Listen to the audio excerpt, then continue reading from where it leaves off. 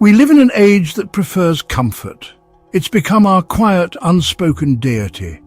We seek the softest path, the quickest solution, the most immediate reward. But what if this belief is not a truth, but a trap? Nietzsche warns. The quest for comfort is a sedative for the soul. Friedrich Nietzsche understood struggle. His philosophy was forged in pain and isolation, not comfort. He warned against living only for comfort, urging us to seek the will to power, growth through overcoming. True joy, Nietzsche believed, is earned by facing adversity and conquering ourselves. Nietzsche warned of a world obsessed with comfort and safety, a tyranny of the easy life. By avoiding pain at all costs, we grow weaker, fearing challenge and discomfort. The promise of endless comfort is a mirage. It may look like happiness, but it leaves us stagnant, trading our potential for fleeting security. For Nietzsche, the pleasures we seek reveal the health of our spirit. The joy of overcoming, of growth, signals strength and vitality. But pleasure found in comfort and sedation is a sign of decline. Ask yourself, does your pleasure come from striving or from retreat? The answer reveals your direction towards ascent or decline. Nietzsche warned us with the figure of the last man, a pitiable soul living in perfect comfort and safety, but stripped of ambition, risk and meaning. He enjoys small pleasures, avoids suffering and never dreams. The last man is content, but like an animal in a cage, safe but soulless. This is Nietzsche's warning. Comfort can cost us our spirit. Nietzsche, writing in the 19th century, could not have known the specifics of our 21st century world. Yet his diagnosis of the drive for comfort has proven to be, devastatingly prophetic. He foresaw a world where the means of distraction and sedation would become ever more sophisticated and readily available. Our modern era has perfected what he could only glimpse, a pervasive anesthesia of the spirit, delivered through screens and algorithms designed to capture our attention and soothe our anxieties. We are surrounded by an endless supply of low-friction, high-dopamine pleasures that demand nothing from us but our passive consumption. Consider the infinite scroll of social media. It offers a constant stream of validation, outrage and entertainment, all perfectly tailored to keep us engaged. It is a system built to bypass our higher faculties and appeal directly to our most primitive reward circuits. Each like, each notification is a small dose of pleasure, a tiny reassurance that we are seen and that we belong. Yet it is a pleasure that comes without effort, without genuine connection, and without any lasting substance. It placates our need for community while leaving us more isolated than ever, a perfect example of the mirage of comfort. The same principle applies to countless other aspects of modern life. Binge-watching entire seasons of a television show in a single weekend provides hours of passive escape, a way to silence the nagging questions about our own lives and our own potential. The instant gratification of online shopping, the readily available escapism of pornography, the convenience of food delivered to our door, all of these things reduce the friction of existence. They promise happiness by removing the need for patience, for discipline, for effort. They are the tools of the last man, designed to make life easier. But in doing so, they risk making us smaller. This is the anesthesia of modernity. It is a gentle but persistent numbing of our capacity for deep feeling and meaningful struggle. We are not oppressed by a visible tyrant with whips and chains. We are perhaps being lulled into submission by an invisible one, an algorithm that knows our desires better than we do and promises to satisfy them with effortless ease. Nietzsche warns us to be wary of these gifts. He suggests that the things that promise to eliminate our pain may also be eliminating our potential for true earned joy, the kind of joy that can only be found on the other side of a formidable challenge. Breaking the golden chains of comfort isn't about seeking pain, but choosing growth. Nietzsche urges us to reject pleasures that weaken us and embrace those that make us stronger. Every challenge becomes an opportunity to build resilience. Turn away from easy pleasure. Begin the climb and discover the real joy at the summit. If the will to comfort is a gentle, trickling stream, then the will to power is a raging river carving new canyons through existence. For Nietzsche, this is the fundamental drive of all life, to grow, to express force, to overcome. It is the engine of existence, the creative energy pushing life forward, not domination but self-mastery, the artist's drive, the philosopher's quest, the ascetic's discipline. To live by the will to power is to embrace perpetual self-overcoming and become an active force of nature. Nietzsche's will to power is not about dominating others but conquering oneself, overcoming inner chaos, mastering emotions and forging discipline. True strength is self-mastery, not external victory. The highest pleasure is knowing you are the master of your own house. This is the ultimate expression of the will to power. For Nietzsche, creation is the highest expression of the will to power, a life-affirming act that transforms chaos into meaning. The creator, artist, philosopher, scientist experiences a deep personal joy born from struggle and effort. This pleasure is lasting, integrating pain and triumph, shaping life itself into a unique work of art. Nietzsche distinguishes between two fundamental states of being, the ascending life and the descending life. The descending life, well, it's characterized by the will to comfort. It's a life that seeks to minimize risk, avoid pain, and maintain a state of stable, low-level contentment.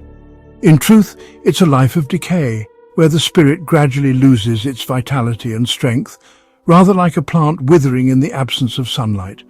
The pleasure it experiences is the pleasure of sedation, of forgetting, of not feeling. It's the pleasure of the last man, a happiness that signals the slow death of the soul and its potential for any real greatness. In contrast, the ascending life is defined by the will to power. It's a life that actively seeks challenges and embraces resistance as the necessary condition for growth. It's a life of continuous self-overcoming, of pushing boundaries and expanding one's capabilities. Now, this life is not necessarily happy in the conventional sense. Honestly, it's often filled with struggle, with pain, and with periods of profound difficulty. However, the pleasure it feels is of an entirely different nature. It's the joy of ascent, the exhilarating feeling of becoming more, of one's own power increasing with every obstacle that is surmounted. This joy is not a destination, but a direction. It's found in the process of climbing, not just in reaching the summit. The ascending individual feels pleasure in the burn of their muscles, in the sharpness of the cold air, in the very effort of the climb. They understand that these feelings are not signs of something wrong, but signs that they are alive and engaged in the process of growth. This is a complete inversion of the logic of comfort. For the ascending life, a lack of struggle is not a blessing but a curse, for it signals stagnation. The absence of resistance means the absence of growth. Nietzsche asks us to diagnose our own lives. Are we on an upward or a downward trajectory? Are our daily choices leading us towards greater strength, resilience and self-mastery, or are they leading us towards softness, passivity and decay? The type of pleasure we seek is the most telling symptom. If we consistently choose the easy, comfortable pleasure over the hard-won joy of accomplishment, we are on the descending path. The will to power calls us to choose ascent, to embrace the struggle, and to find our deepest joy in the feeling of upward movement. You know, the more you dive into ideas like Nietzsche's, the more you realize that a lot of what we chase, pleasure, distraction, constant stimulation, is really just a mask for something deeper. Stress, emptiness, emotional fatigue, it builds up silently. And unless we face it, it runs the show. That's why talking to someone trained to guide you through this inner landscape can be a game changer. If you're tired of repeating patterns or numbing yourself just to get through the day, therapy can help you reconnect with what's real. You can check out the link in the description and use code therapy20 to get 20% off your first month of online therapy. No pressure, just a moment of clarity you might actually need. The individual who consciously chooses the path of the will to power develops a unique and powerful psychology.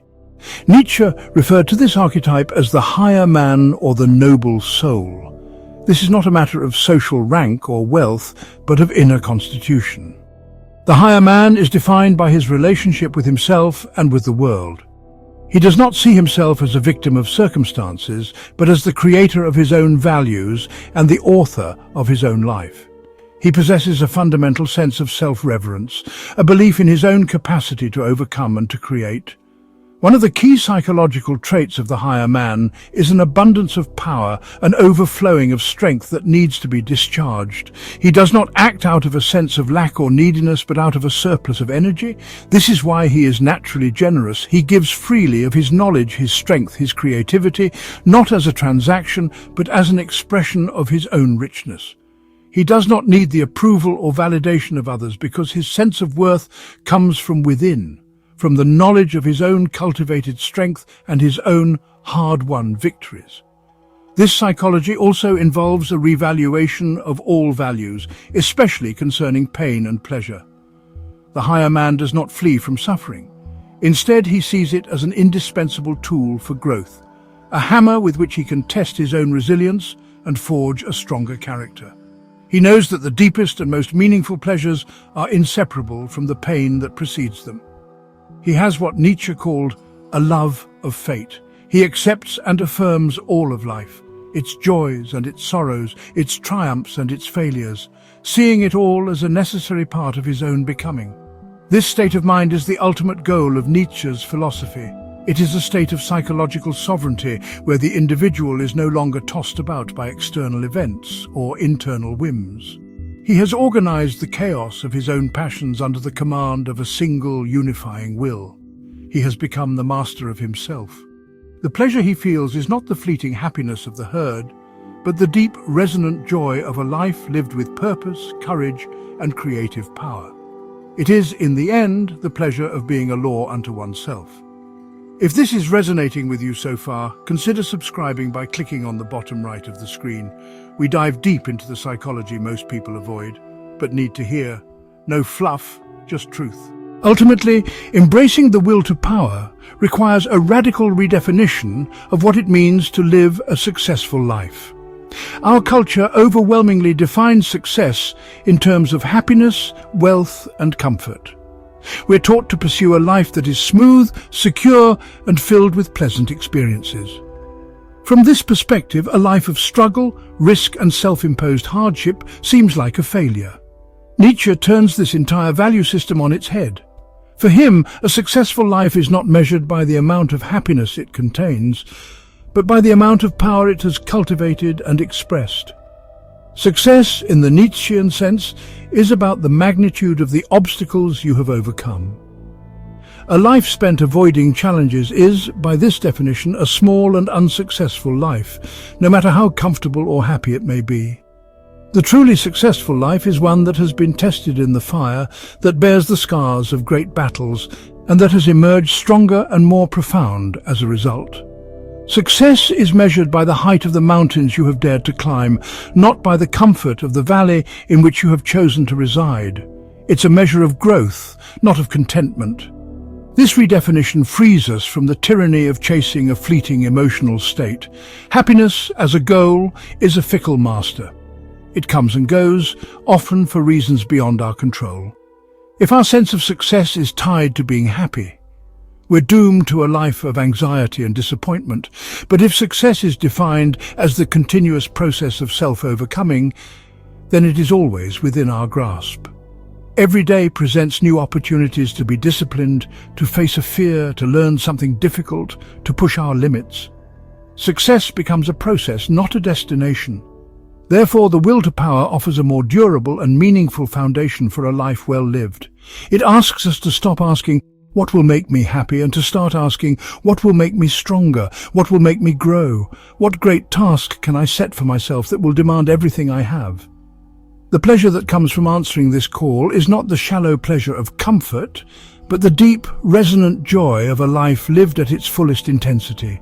It is the joy of knowing that you did not shrink from life's challenges, but met them head-on, and in doing so became the powerful creator of your own destiny. Quick question. Do you think most people chase pleasure to escape something deeper? Drop your thoughts in the comments. I'd love to hear how you see it. To understand Nietzsche, we must step into the forge, feel the heat, hear the hammer strike. Suffering, he believed, is not a curse, but the sculptor's hammer that shapes us. Hardship forges courage, resilience, and wisdom. The hammer of existence is not punishment, but privilege. What is this trying to teach me? Nietzsche wrote, "What does not kill me makes me stronger." This isn't just optimism, it's a call to embrace challenge. Like muscle, our spirit grows through resistance, not comfort. Hardship is not just to be endured, but sought out, for it is the very force that forges strength and resilience. Nietzsche looked at the well-ordered, predictable and civilized world of his time and saw a profound danger. He feared that in our quest for order, safety and rationality, we were attempting to stamp out a vital and necessary element of the human soul: chaos. For him, chaos was not simply disorder or destruction. It was the primal, untamed, creative energy that resides within us. It is the realm of our deepest passions, our wildest instincts, our most unsettling contradictions, and our most profound, unformed potential.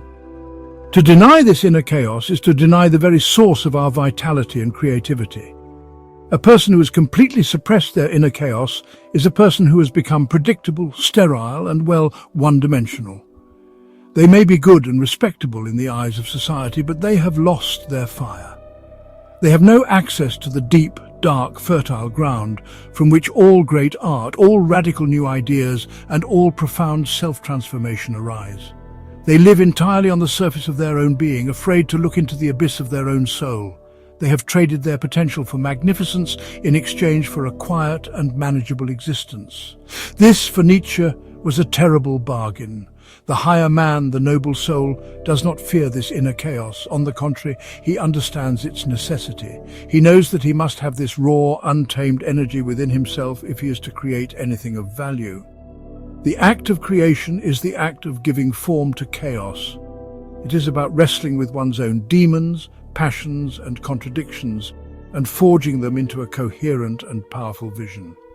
The artist who is not in touch with their own inner turmoil produces bland and lifeless work. The philosopher who has never doubted their own sanity cannot ask the truly profound questions. This means that a certain amount of inner conflict and psychological suffering is not only unavoidable, but essential for a life of growth. The path to becoming a stronger, more integrated individual is not a straight line. It is a messy, difficult, and frankly often confusing journey that requires us to confront the parts of ourselves we would rather ignore.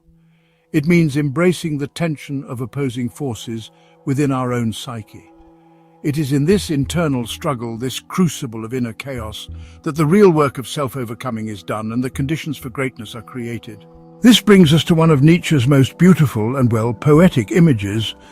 In the prologue he proclaims, "One must still have chaos in oneself to be able to give birth to a dancing star." This single sentence, honestly, encapsulates his entire philosophy of suffering and creation. It presents a powerful and inspiring vision. The dancing star is a symbol for the ultimate creation, the highest achievement of the human spirit. It represents a life lived as a work of art, a life that is beautiful, brilliant, joyful, and full of light, yet born from the darkest and most turbulent depths. The metaphor is precise.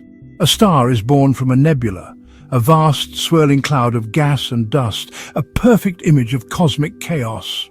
It's only through the immense pressure and heat generated by gravitational collapse that this chaos is forged into a radiant, light-giving sun.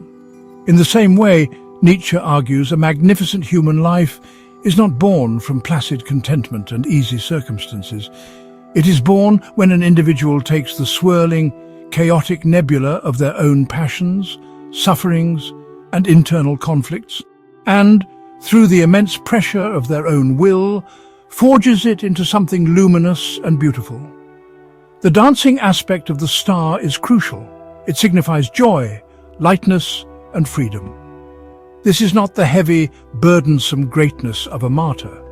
The dancing star is a symbol of the joyful affirmation of all existence.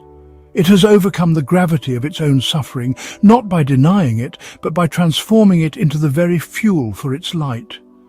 The joy of the dancing star is a hard-won joy, a pleasure that is all the more profound because it understands and incorporates the darkness from which it came. It dances because it has mastered its own chaos. This is the ultimate purpose that Nietzsche assigns to our suffering. It is not meaningless. It is the raw material for our greatest creative act, the creation of ourselves. He challenges us to stop running from our inner chaos and to instead see it as our greatest resource. He asks us to be the spiritual astronomers of our own souls, to find the points of greatest density and pressure within our own turmoil, and to apply the force of our will until a new light is born. The pain we endure is the labor of giving birth to our own dancing star. Nietzsche called the highest achievement of the soul the love of one's fate, an active, joyful affirmation of all of life, its beauty and its pain. To wish away suffering is to wish away the person you have become. This is the final alchemy, transforming pain into strength and calling your fate beautiful. Nietzsche teaches us that true joy is not the absence of suffering, but its transformation. Happiness is fleeting comfort, but joy is forged in pain, like a climber at the summit or a survivor emerging from darkness. The deepest joy belongs to those who have endured and learned to dance with life's trials. Nietzsche, writing in an age of steam and parchment, foresaw a future where comfort and ease would seduce humanity into complacency. He warned of the rise of the last man, content, distracted and unchallenged. Today, our digital world is the very habitat he predicted, gilded cages of pleasure, distraction and spiritual decay. The smartphone is a modern pleasure trap. Our digital Skinner box. Every notification, every like is a potential reward, keeping us hooked by unpredictable dopamine hits. We trade our focus and autonomy for fleeting satisfaction, drifting into distraction. This is the comfort of the herd, an escape from effort, and the comfort of the abyss. Once priests and kings shaped our values. Now the algorithm is our silent, invisible priest, curating our feeds, shaping our beliefs, and rewarding conformity. It preaches comfort and consumption, discouraging independent thought. To break free, we must rebel, seek challenge, log off, and reclaim the right to forge our own values. Human beings have a profound primal need for community and belonging. We are, after all, social creatures who thrive on genuine connection with others. The modern pleasure trap of social media, though, preys upon this deep-seated need by offering a convincing yet ultimately hollow substitute. It presents us with an illusion of connection. We can accumulate hundreds or even thousands of so-called friends, witness the curated highlights of their lives, and exchange brief, superficial comments. This provides a fleeting sense of social satisfaction, a sort of low-cost pleasure that mimics the feeling of being part of a tribe, but without demanding any of the real effort. However, this digital sociality often comes at the expense of genuine embodied relationships. The hard work of true friendship, the vulnerability, the difficult conversations, the shared experiences in the real world, the patient investment of time and attention, is replaced by the easy click of a like button. We can feel connected without ever having to be truly present for another person. This creates a strange paradox, a world more interconnected than ever before, yet plagued by an epidemic of loneliness. We are surrounded by a crowd of avatars, yet our souls remain isolated. Nietzsche would see this as another symptom of the last man's world. The last man avoids the risks and struggles of deep relationships, preferring the safety of superficial contact. He wants the comfort of belonging without the potential pain of betrayal, misunderstanding, or rejection. Online platforms provide the perfect environment for this. We can project a carefully crafted, idealized version of ourselves and interact with the equally polished projections of others. It is, in a way, a theatre of pleasantries, a safe space where the messy, chaotic, and often difficult reality of human connection is kept at a comfortable distance. This trap lulls us into a state of passive social consumption. We become spectators of other people's lives rather than active participants in our own. The joy of real community, the kind that is forged through shared struggle and mutual support, is a pleasure of the highest order. It is an expression of the will to power, where individuals come together to become something greater than themselves. The illusion of connection offered by our digital world is a cheap imitation, a pleasure that placates our social hunger with empty calories, leaving us feeling full but deeply malnourished. To escape this trap is to have the courage to be vulnerable and to invest in the difficult, beautiful reality of another human being. The most insidious modern pleasure trap is the escape from the self. Today, endless distractions let us avoid confronting our own thoughts and anxieties. With a device in hand, we can instantly flee boredom or discomfort, immersing ourselves in entertainment or information. This is the pleasure of oblivion, a temporary relief from the burden of self-awareness. Nietzsche calls us to do the opposite, to turn inward, face ourselves honestly, and engage in the hard work of self-overcoming. Constant escape sabotages this project, encouraging a shallow existence and making us strangers to our own inner lives. The comfort of distraction is real, but it's the pleasure of forgetting you're in a cage. Nietzsche urges us to refuse the drug of distraction, confront our inner walls, and break them down from within. True power is not found in escaping the self, but in conquering it. Only by facing ourselves can we begin to shape our lives into something meaningful. We now stand at a fork in the road, a choice each of us faces daily. One path is wide and easy, paved with comfort, distraction, and the promise of a painless life. This is the path of the last man, passive, safe, and ultimately spiritless. The other path is narrow and steep, the path of earned joy. Nietzsche's way demands struggle, discipline, and the courage to confront your own chaos. It asks you to become the active agent in your life, seeking growth through challenge, not comfort. This is not an abstract question, but a practical, urgent decision. Will you choose sedation or stimulation, comfort or growth? The direction you choose shapes your entire being. It's the choice between slow decay and the exhilarating process of becoming who you are. Which path will you take? The path of earned joy is walked step by step in the small choices of daily life. Nietzsche's philosophy is a practice, not just a theory. It begins with voluntary discomfort, rising with your alarm, taking the cold shower, choosing the difficult book over the easy distraction. Each small victory is a rep for your willpower, strengthening your capacity for growth. This practice extends to your work and relationships, facing problems head-on, having tough conversations, showing up even when it's hard. Over time, fleeting pleasures lose their appeal, replaced by the deeper satisfaction of discipline. You start to crave the burn of effort, finding joy in the struggle itself. You become an active participant in your own pleasure, forging it through deliberate action. Self-mastery is built in these moments. This is how you transform your relationship with pleasure and with yourself. At the heart of Nietzsche's vision is the creator, the one who finds joy in bringing something new into existence. The creator transforms chaos and struggle into meaning, turning obstacles into art. Their joy is inseparable from the pain and effort required to create. You don't need to be an artist to live this way. You can create in any domain, family, work, body, or mind. The key is to shape, build, and contribute, not just consume. Life becomes a story you write, not just one you read. Every challenge is a plot point, every skill a new tool, every setback a moment to overcome. The pleasure of creation is deep and lasting, a reflection of your will made real. You leave a mark on the world, however small, that is uniquely your own. This is the joy of the creator. The ultimate goal is to shape your life as a work of art. This means weaving your strengths, weaknesses, joys, and sufferings into a powerful, beautiful whole. You become the sculptor of your own soul, judging your actions by whether they add to your character's strength and beauty. This requires radical honesty and relentless discipline, transforming flaws into features, scars into beauty. Nietzsche calls this amor fati, loving your fate, embracing your life in its entirety. Like a great work of art, your life's power lies in its tensions and imperfections. The highest joy is the quiet satisfaction of having created a meaningful existence. You look back and say, yes, this was my life. I willed it thus. This is victory over comfort and passivity. Your life becomes a testament to the power of the human will.